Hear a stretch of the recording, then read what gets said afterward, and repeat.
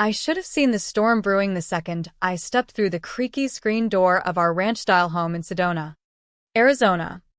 The red rocks outside glowed under the late afternoon sun. But inside, the air felt thick with tension. It was my 32nd birthday, and I'd spent the whole day in our bustling catering kitchen, perfecting a massive sheet cake for a big rodeo event that weekend. My hands still carried the sweet scent of vanilla and fresh buttercream. I was bone-tired but buzzing with that good kind of exhaustion, dreaming of a low-key night with my husband, Ryan, maybe some takeout from that little Tex-Mex joint downtown, a classic Western flick on TV, and whatever surprise he'd hinted at. Instead, there he was at our weathered oak dining table, flanked by his mother, Susan. Their faces were stone cold, like coyotes eyeing a wounded deer. No balloons. No cake. Just this eerie vibe that made my gut twist. "Come sit down, Emily," Ryan said, his voice all stiff and businesslike. He didn't stand to wrap me in one of his bear hugs like usual. Didn't even crack a smile. Susan was decked out in her sharp navy pantsuit, the one she saved for board meetings at her real estate firm. Her silver hair was pinned back without a flyaway, and her crimson lipstick looked sharper than a cactus spine. She clutched a fat manila envelope like it was gold. "Happy birthday, sweetheart," Susan cooed, but it dripped with that phony southern charm she pulled out when she was about to drop a bomb. I dropped my tote bag by the door, my pulse picking up speed. Something was off. Way off. "What's this about?" I asked, glancing between them. "You two look like you're at a funeral." Ryan cleared his throat and adjusted his bolo tie. "Emily, we gotta talk about us. About our marriage. About the business." "The business?" "Our catering outfit. Desert Flavors Catering. That we'd scraped together from scratch? It was my passion project, born from late nights in our tiny apartment kitchen, whipping up family recipes for Ryan's buddies in the construction world. My heart sank like a stone in the Colorado River. Susan flipped open the envelope and slid out a sheaf of papers, legal docs. I could tell from the fancy headers. "Have a seat, dear," Ryan said, firmer this time. I stayed put, crossing my arms. "Spill it first." "What's going on?" Susan's lips curled into a smirk, revealing her veneered teeth. "Well, if you're going to be stubborn about it, fine. Ryan's filing for divorce." The words slammed into me like a dust storm. I staggered back a step. "What?" Ryan met my eyes, and there was this gleam in them, almost gleeful, like he'd been waiting for this reveal. "It's done, Emily. Our marriage is kaput, and I'm keeping the business." "Keeping the business?" I echoed, my voice a whisper. "The one we built side by side?" Susan let out a chuckle, cold as a winter night in the high desert. "Oh, honey, it was never really ours, was it? Ryan's name's on everything that counts, the LLC papers, the bank accounts, the vendor contracts with those big resorts." "You were just the talent in the kitchen," Ryan added, waving around our cozy home with its Navajo rugs and adobe walls that I'd poured my soul into decorating. "And this place," Susan chimed in, shoving the papers at me. "It's in Ryan's name, too. You'll need to pack your bags and hit the road." I stared at the man I'd loved for 8 years, the one I'd vowed forever with under a starry Arizona sky. "You're evicting me from our home? On my birthday?" "It's not your home," Ryan snapped. "Never was. Mom fronted the down payment from her real estate flips. You just existed here." They stood shoulder to shoulder now, like a tag team in a wrestling match they'd scripted. "Sign these," Susan urged. "The divorce decree, the asset split, the business handover. Don't make it harder than it has to be." I scanned the docs.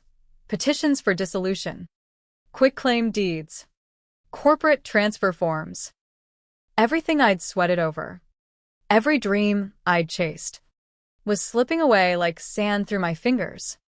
You too orchestrated this, I said softly. Plotted it out like some bad movie. Ryan shrugged. You never fit in with us, Emily. You came from humble roots, a small-town girl with big-city dreams. Time to go back to square one. Susan snickered. Back to flipping burgers at some roadside diner. I reckon. They burst into laughter then, right there in our dining room, mocking me like I was yesterday's news, on what should have been my day. But then, a calm washed over me. I smiled, snatched the papers, and scrawled my name on every dotted line without a second glance. Done, I said, voice steady as the red rocks outside. Their laughs died. Confusion flickered across their faces. I grabbed my tote, headed for the door, and paused. Thanks for the clarity, I said. For showing your true colors. I stepped out into the warm, desert air, the door clicking shut behind me. They had no clue the whirlwind I'd unleash. Flashback 6 months. Life seemed golden. I remember standing in our shiny new commercial kitchen in Flagstaff, watching Ryan mount our business license on the wall. Desert Flavors Catering. It proclaimed in bold desert sand font. Our shared vision. Our hustle. We made it. Babe, Ryan had murmured, hugging me from behind. From that shoebox apartment to this empire. I melted into him, overwhelmed with gratitude. We'd started with zilch, just me cooking up southwestern feasts for Ryan's crew on job sites, using my grandma's chili recipes and whatever I could snag on sale at the local market. Ryan had the network. His old college pals now ran hotels and event venues across the Southwest. He'd schmooze, seal deals, crunch numbers. I'd weave the culinary magic. Remember our first gig? I teased that day, as our staff buzzed around prepping stations. The Johnson Ranch wedding, he laughed. You were a wreck. Up all night tweaking that green chili enchilada sauce. And you kept saying it'd be flawless, I replied. You had faith in me when I doubted myself. That was the Ryan I'd fallen for, the one who'd test recipes till dawn, drive hours for rare spices, brag to everyone that his wife was the Southwest's top chef. But hindsight's 20/20ths, and I see now when the cracks formed. Little things, Ryan taking calls in his truck. Door shut. When I'd ask, it'd be, just work. Don't sweat it. Then Susan started popping by the kitchen unannounced. During peak hours, checking in. She'd say loud enough for me to hear. Ryan, you're the real brains here. Emily's lucky to have your business savvy. Ryan never pushed back. He'd nod, pivot the convo. Susan harped on finances too, profits, costs, optimizing. Cut some kitchen help, she'd suggest while I chopped onions. Emily can handle the heavy lifting. Saves bucks. Mom. She's already pulling 16-hour shifts, Ryan say. But it sounded half-hearted, like he was mulling it over. Then the paperwork avalanche. Ryan brought home forms weekly. IRS stuff. Insurance updates. Account tweaks. No need to pore over the legalese, he'd say. I vetted it all. I trusted him blindly. He was my partner. My rock. Why question? But red flags mounted. Ryan home late. Reeking of floral perfume not mine. Texts at dinner making him grin slyly. Who's that? Y de prueba. Client, he'd mutter, flipping the phone down. Our talk shortened. Kisses turned perfunctory. He stopped asking about my day, praising my dishes, dreaming aloud about our future. The bombshell hit 3 weeks pre-birthday. I'd forgotten my keys after a late cleanup, slipped back in, and overheard Ryan in his home office on speaker. No. Mom. She hasn't a clue, he said. Signs whatever I slide her way. Too trusting for her own good. Susan's voice boomed. The attorney says hit her on her birthday for Max Jacques. She'll fold like a cheap tent. Perfect. That small-town nobody's ridden our coattails long enough. Time to boot her out. Ryan chuckled. Don't fret. Mom. Post-birthday, Emily Hayes will be history. We'll have the biz, the house, the works. She gets zip. Which is what she deserves, Susan agreed. I froze in the shadows, heart hammering.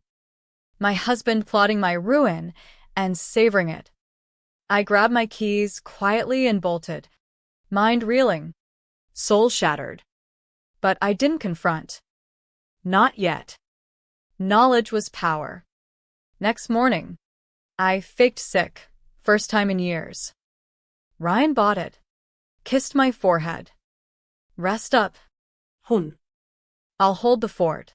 Once his truck rumbled off, I called my best friend, Maria. She'd been my rock since culinary school. Now our ops manager with full financial access. Emily. Ryan said you're under the weather, she answered.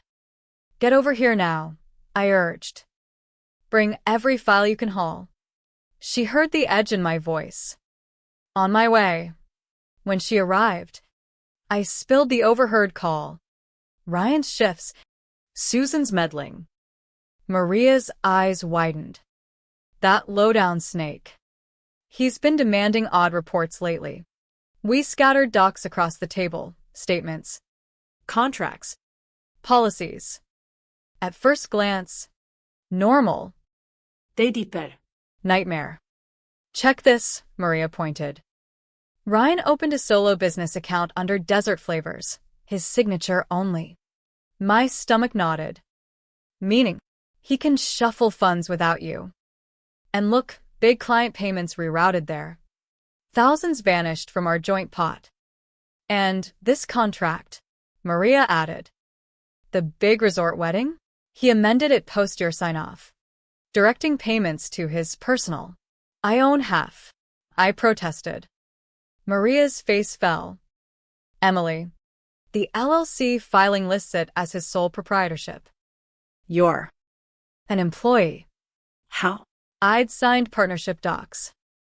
But no, the headers read employment agreement. Tricked from day one. Worse, Maria said. Loans against the biz, $200K. Default. And lenders seize everything. Spent on what? Maria logged into his card portal. Restaurants I never visited. Hotels during supplier trips. Jewelry. Then, a $9,000 diamond ring from a high-end jeweler. He's cheating, I whispered. Not just any fling, Maria clicked. Remember the big Prescott event? He cozied up to the organizer's daughter, Lauren Whitaker. Her dad's a hotel magnate. If he marries her, I realized, he scores those mega contracts and ditches me.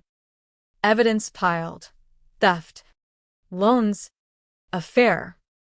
Susan aiding every step. What now?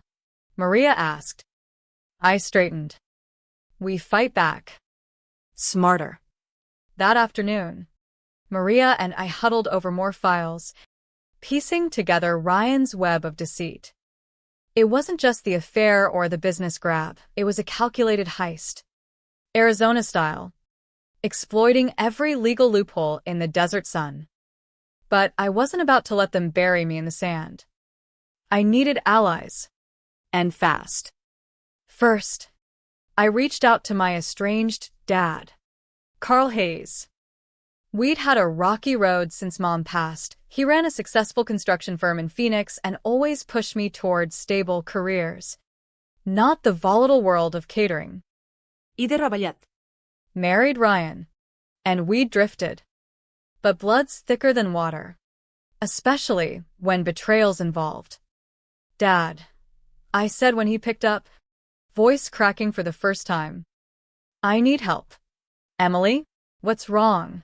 Kiddo. His gruff tone softened. I laid it all out, the overheard plot, the docs, the affair. Silence. Then, that son of a. Get down here. Now. I drove the 2 hours south to Phoenix, the saguaros blurring past as my mind raced. Dad's office was a no-nonsense setup in a strip mall, stacked with blueprints and coffee stains. He enveloped me in a hug that smelled of sawdust and regret. Why didn't you tell me sooner, he muttered. Pride, I admitted. But now. They're stealing everything. Not on my watch. Dad called in his crew, Patricia Lopez. His sharp-as-a-tack attorney specializing in family law and fraud, Miguel Rivera. A PI with a knack for digging dirt, and Judge Elena Ramirez, a family friend who'd presided over countless divorce cases in Maricopa County. We turned Dad's conference room into command central. Patricia spread out my files. This screams fraudulent conveyance, she said. Under Arizona law, if we prove misrepresentation, those signatures are toast. But we need ironclad proof. Miguel fired up his laptops. Bad news first. Ryan's got a gambling habit. Owes $90,000 to shady bookies in Vegas. Cross state lines. So federal angles. My jaw dropped. That's where the loans went. Yep. And good news. Susan's lawyer, Harlan Brooks, is crooked. Helped hide assets in half a dozen divorces. I got statements from ex-wives ready to testify. That's leverage, Judge Ramirez nodded. But we need evidence of intent, recordings, docs proving conspiracy. What can I do? I asked. Play dumb, Dad said. Go home. Act normal. But document everything. Patricia handed me a discreet recorder disguised as a keychain. Capture admissions. Miguel added a purse cam for snapping docs. Judge Ramirez gave a card for a forensic accountant. Trace the money trail. Back home. The next 2 weeks were pure torture. Waking beside Ryan. Frying eggs like nothing's amiss. While knowing he's a viper. Love you, I'd say. Recorder rolling. But I gathered gold, Ryan on speaker with Susan, plotting to cut Emily loose clean. Photos of forged LLC amendments from Brooks. Even a call between Ryan and Lauren Whitaker, gushing about our future empire post-divorce. The strain showed. Ryan noticed. You seem off, he said one morning. A week out. Work got you down? Just beat. I smiled weakly. Biz is booming. Soon you'll get a break, he said, hugging me. After your birthday. Things change big time. Oh. They would. That afternoon, I met Patricia and Miguel at a Phoenix diner. We've got a slam dunk, Patricia said, reviewing my haul. Admissions of fraud, asset hiding, enough for charges under Arizona's community property laws. But Ryan's desperate, Miguel warned. Bookies tailed him to the kitchen yesterday. He's rushing this. Let him, I said. Ice in my veins. I want them to feel the noose. Miguel slid photos, Ryan and Lauren at a Scottsdale jeweler's. Her flashing that ring. Susan in the background, beaming. I want justice, I declared. For me, and any others they've burned. We let them execute, Judge Ramirez advised via call. Once they serve papers, it's attempted fraud. Then we pounce with arrests. Dad squeezed my shoulder. Can you handle the act? Ain't. Thinking of the lies. The theft. The mockery, I nodded. Watch me. The birthday dawned clear and hot. Ryan was gone early, no note. No whisper. I texted Maria, showtime, at 3 p.m. Ryan called, Come home early? Mom and I need to chat. Sure. I played innocent. All good. Just hurry. Click. I alerted Patricia. It's on. She reminded. Act crushed. Sign fast. We'll handle the rest. Driving home, I savored the irony. Through the window, I saw them poised like predators. Deep breath. Recorder on. And I went. It unfolded like a bad soap. Cold greetings. Divorce bomb. Business grab. Eviction threat. When Ryan called me small-town trash and Susan cackled, rage boiled, but I held. I signed as Emily Hayes, my maiden name, legally reverted weeks prior via quiet filing. Patricia ensured it invalidated everything, mismatched signatures nullified prior docs. Thanks for the eye-opener, I said at the door. Outside. I texted. Done. Then parked down the block. Watching. Police cruisers rolled up at 4:15. Ryan answered. Face paling. Feds arrived with Patricia and Miguel, white-collar unit. Thanks to interstate gambling. By 4:30, Ryan in cuffs. Susan screeching denials at 4:35. Brooks pulled up. Got nabbed mid-stride. Patricia called. Naileding. Fraud. Embezzlement. Conspiracy. Now what? They face a judge, your dad's pal. You get it all back. Plus. But the cherry. At 5 p.m., bookies showed. Found crime tape. Ryan's calls started at 6, voicemails pleading.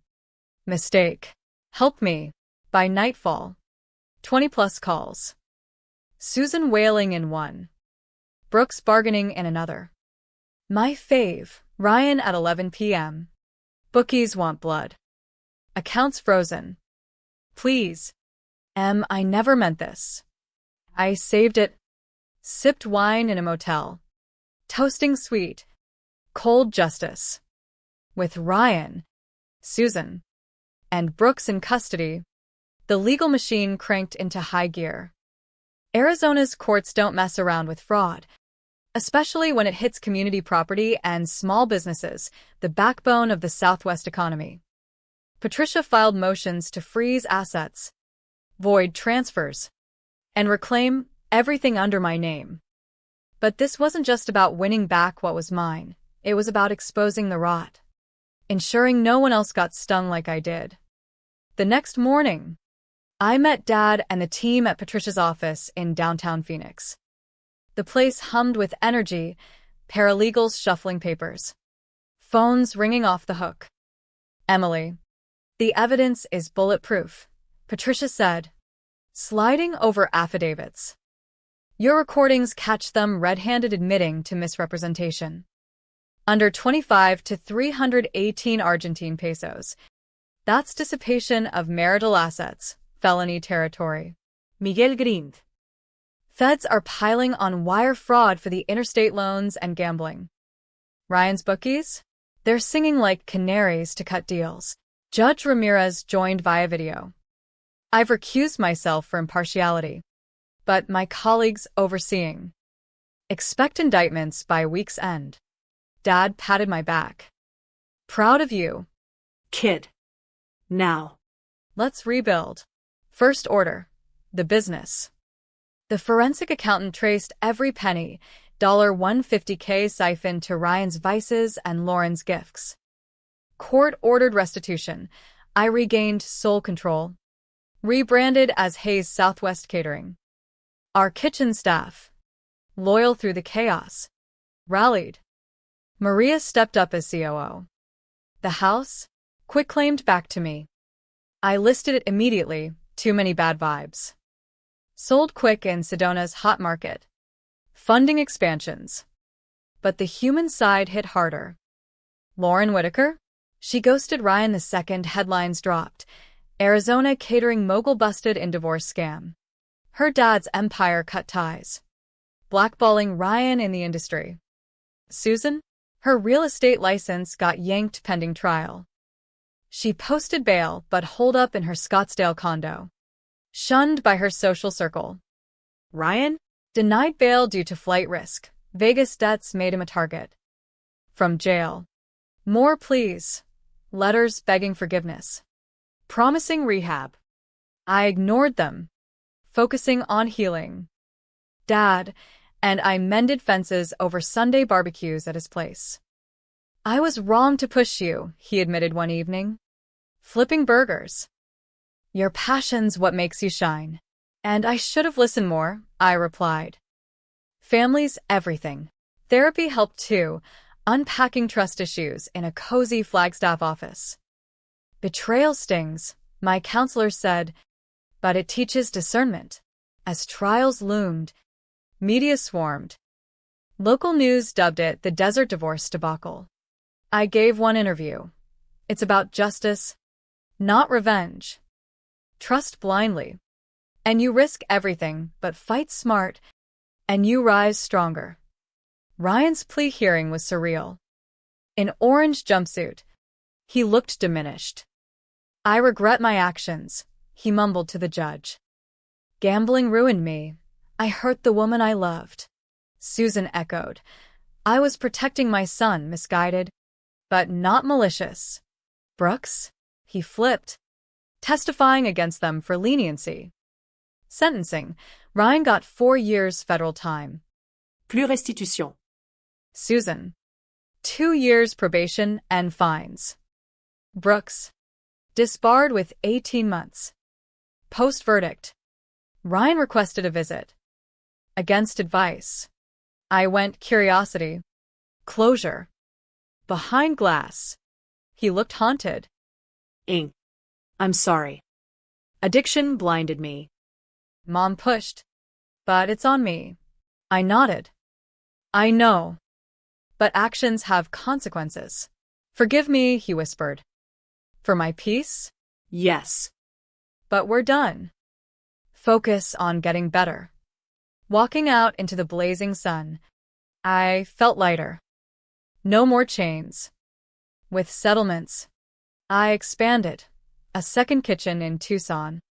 Food trucks for festivals. Maria and I partnered 50-50, ironclad. Vetted docks this time. Dad invested.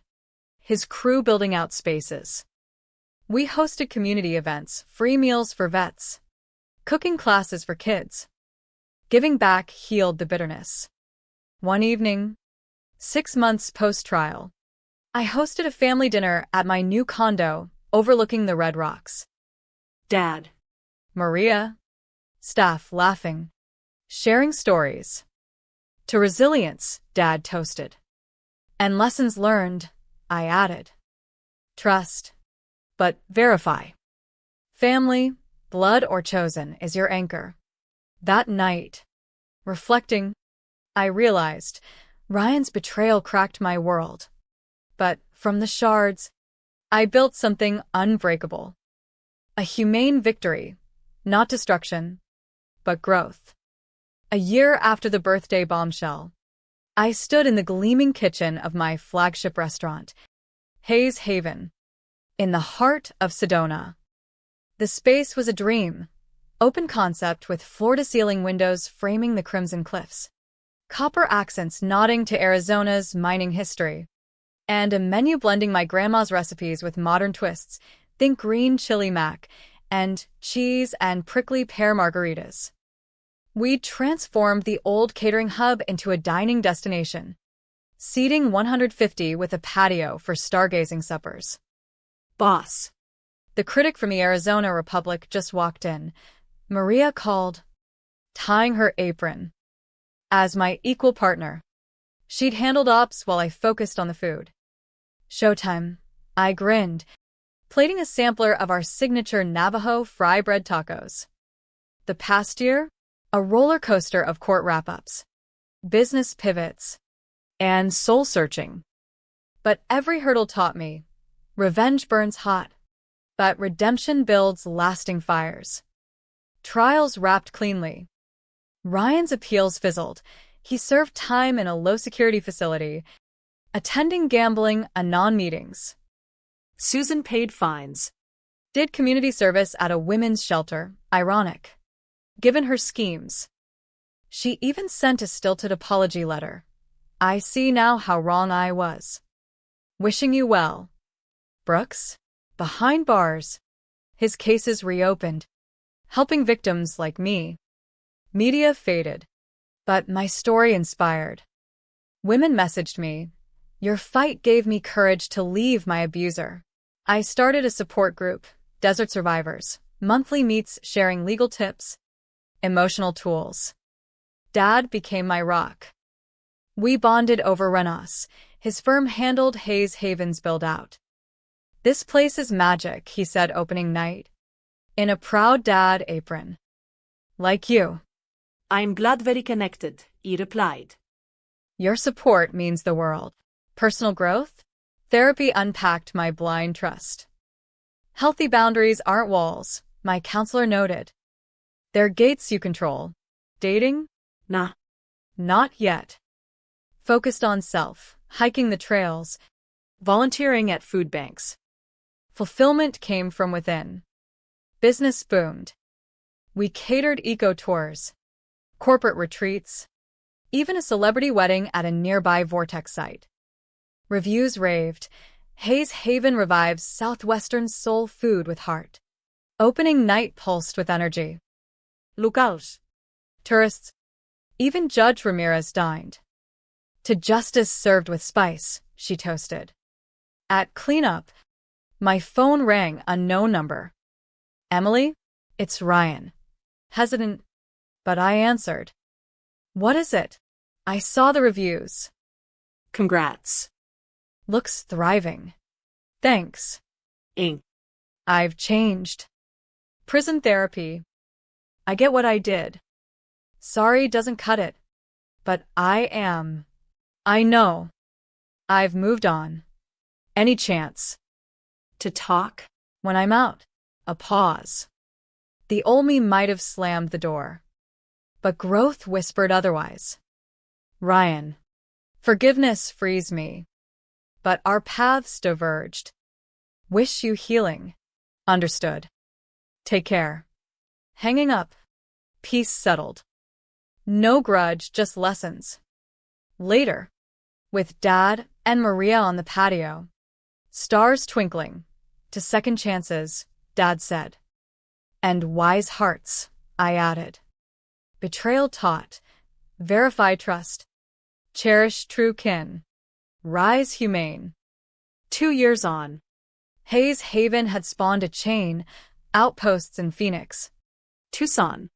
Even Vegas. Ironic nod to Ryan's downfall. We'd gone green. Sourcing local. Donating proceeds to women's shelters. My story? A TEDx talk. From betrayal to bloom. Lessons in the desert. Ryan paroled early for good behavior. He reached out once more. Via email. Working construction. Staying clean. Your success inspires. Thanks for the mercy. I replied. Glad you're rebuilding. Keep going. Susan? She volunteered full-time now. Helping fraud victims. We crossed paths at a charity event. Awkward. But civil. Emily. I was blind, she admitted. You've built something beautiful. Forgiveness isn't forgetting, I said. It's forward. The light lesson? Life's storms reveal strengths. Trust wisely. Fight fairly. Heal wholly. In the West's vast skies, there's room for redemption for all. My life? Full. Engaged to a kind teacher met hiking, Dad walking me down the aisle. Business thriving. Heart mended. Betrayal? A detour to destiny. And in the end, that's the sweetest revenge.